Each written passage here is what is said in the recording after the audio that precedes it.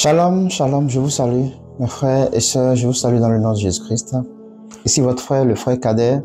Je reviens dans une vidéo et cette vidéo est spéciale. Il y a des choses, une urgence capitale dont nous allons parler et je prie que toute personne qui écoute cela, qui vont écouter cela, véritablement, et prennent ça au sérieux, prennent cela vraiment à cœur et que le Seigneur conduise vraiment nos pas.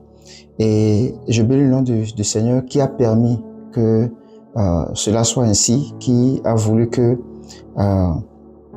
ça soit le temps, ça soit le moment qu'il faut le faire et c'est maintenant, c'est aujourd'hui, ce n'est pas demain, c'est maintenant.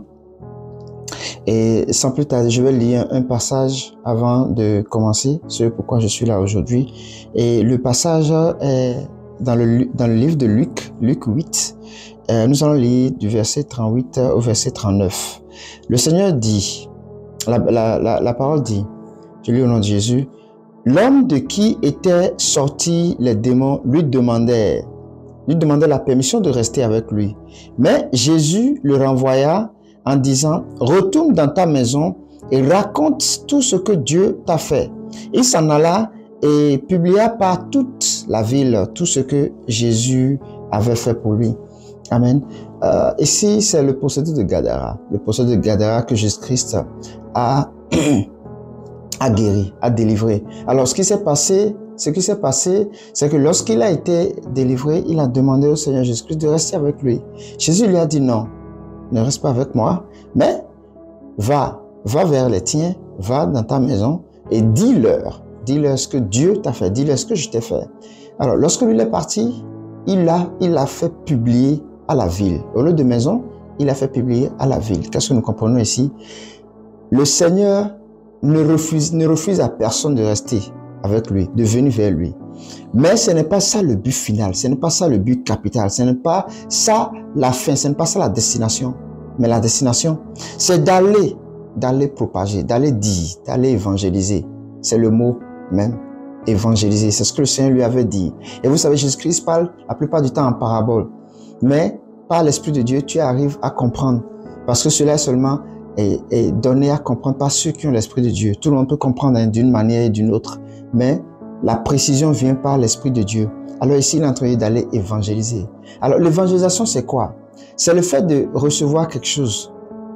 Que ça soit une bonne nouvelle, que ça soit une guérison, une délivrance, que ça soit une intimité, que ce soit une envie, quel qu'en soit ce que tu as reçu, quel que soit ce que tu as reçu du Seigneur et qui est vraiment un témoignage pour toi, qui est quelque chose qui est évident, que vraiment c'est lui qui l'a fait, que vraiment c'est le véritable, lui, le Seigneur Jésus-Christ, qui a été pour base de cela.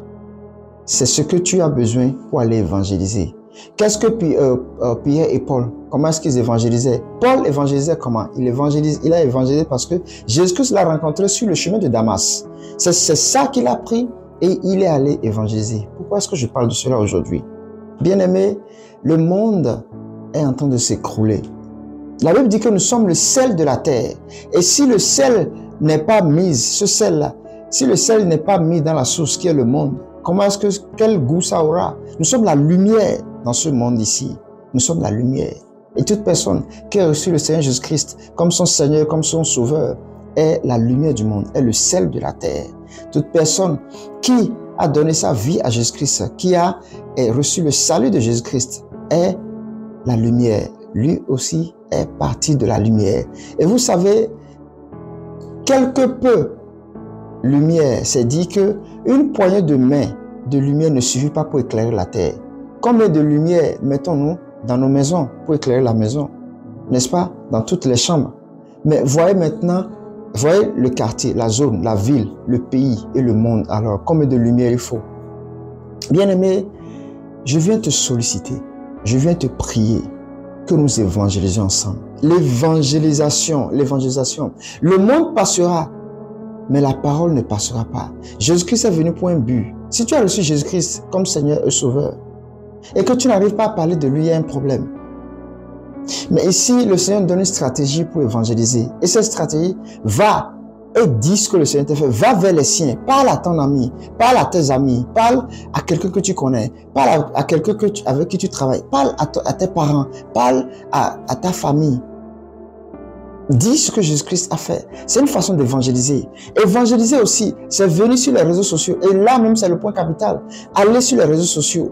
Ce n'est plus aujourd'hui de porte à porte ou dans les métros, mais le monde est remis dans les réseaux sociaux. Et c'est là que nous allons les retrouver.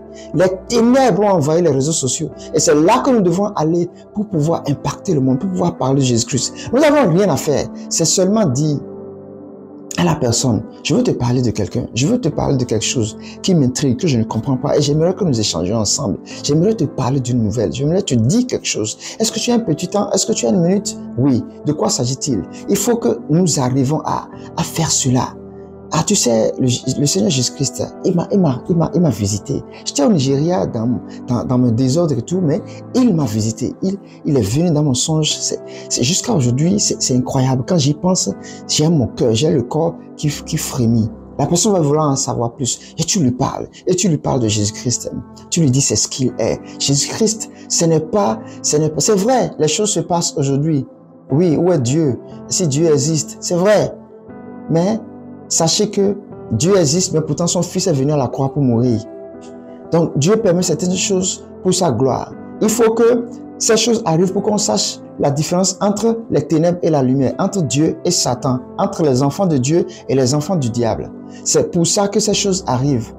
Dieu existe. Dieu existe. Amen. L'homme ne s'est pas créé par lui-même. Il n'est pas né par lui-même. Quand vous voyez même là, déjà la constitution jusqu'à la naissance, vous comprenez qu'il y a une main puissante derrière. Donc, arrêtez de dire, est-ce que Dieu existe pour des choses minables, pour des choses qui n'ont pas de sens. Mais concentrez-vous sur l'être que je suis, comment j'ai été formé, comment j'ai été constitué. Et tout ça, le cerveau, quand tu prends le cerveau, comment est-ce que le cerveau travaille? Quels sont les constituants du cerveau, de la tête, ce qui est là? Combien de veines circulent dans nos corps? Quand tu te mets à réfléchir dans ce sens, quand tu te mets à penser dans ce sens, tu vois qu'il y a un créateur au-dessus de sa créature. Et nous sommes la créature. Donc ne dites pas que Dieu n'existe pas. Dieu existe. Jésus-Christ existe. Nous devons évangéliser. Nous devons arrêter de perdre nos temps sur les réseaux sociaux, à suivre, à mettre les likes. Tout ça, c'est toute une distraction que le diable a positionnée stratégiquement pour gagner le temps. Le diable n'a rien à faire avec les enfants, ses enfants. Il n'a rien à faire avec ceux qui ne croient pas, les athées, ceux qui sont dans la fausse religion. Il n'a rien à faire avec ceux-là. Mais l'objectif du diable, c'est d'atteindre les enfants de Dieu que nous sommes, que tu es. C'est son objectif. C'est ça son plan. Et il a créé des réseaux sociaux, il a créé des distractions autour de nous. Les films et les réseaux sociaux que vous connaissez, que je ne vais pas citer ici, mais que vous savez déjà. Il s'est infiltré à travers ces réseaux sociaux-là pour gagner nos temps. Vous voyez, les gens qui font des blagues, qui font des choses bizarres, mais qui, pour de rien du tout, les gens aiment et les gens like, les gens suivent. Et les algorithmes de ces réseaux sociaux-là, quand tu aimes une chose, ça reviendra, ainsi de suite. Ce que tu aimes, c'est ça qui te vient. C'est pour ça qu'eux, ils utilisent la loi de l'attraction. C'est ce que tu visualises, c'est ça qui viendra vers toi. Donc, c'est ce que tu regardes. Ça, c'est ce qu'eux, ils disent. C'est pas ce que ma Bible dit. C'est ce qu'eux, ils disent. Donc, quand tu regardes quelque chose, une blague, une comédie, c'est vrai, ça fait rire. Mais c'est pas ça qui t'amène au ciel. Ce n'est pas ça qui t'amène vers Jésus-Christ. Prends ta vie au sérieux. Ne perdons pas le temps sur les réseaux sociaux, à liker, à aimer, à suivre, à follow. Oh, j'aime ce style, j'aime ceci. Et le monde aujourd'hui le monde chrétien aujourd'hui va vers le monde, copie le monde, imite le monde. Nous ne sommes pas là pour ça, nous sommes là pour la parole. On a été créé pour un but, pour un objectif. Et nous devons suivre, atteindre cela. Et je te prie dans le nom de Jésus-Christ, même si c'est un post chrétien que tu as vu, poste sur tes réseaux sociaux, poste sur tes statuts. Quand tu vas, cherche quelque chose qui va te fortifier, qui va t'édifier. Et parle de Jésus-Christ. Nous devons évangéliser. Nous devons évangéliser. Le monde est malade et nous sommes les docteurs du monde. Nous sommes dans une salle d'urgence. Nous devons évangéliser. L'année est en train de finir. L'année est en train de finir. Il faut qu'on se prépare. Il faut qu'on se prépare. Je te prie, ne perds pas ton temps sur les réseaux sociaux, mais commence par parler de Jésus-Christ. Qu'est-ce qu'il t'a fait? Comment tu l'as connu? Qu'est-ce que tu aimes de Dieu? Parle de cela. Sur tes plateformes, partout où tu vas. Que le Seigneur te bénisse. Shalom chez vous. Et je prie que cette parole ne vienne pas sur une terre qui est saturée, mais une terre fertile. Shalom chez vous. Amen.